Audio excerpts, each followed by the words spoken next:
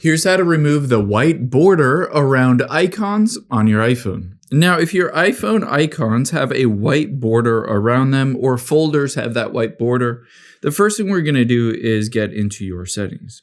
From the settings app, let's just scroll down and we're going to choose accessibility here. And then you can see midway down is display and text size. We're going to change three things on here. The first one is if you have show borders turned on, let's turn that feature off. You'll also see reduce transparency and increase contrast. Now, if you have those on, let's turn both of these off.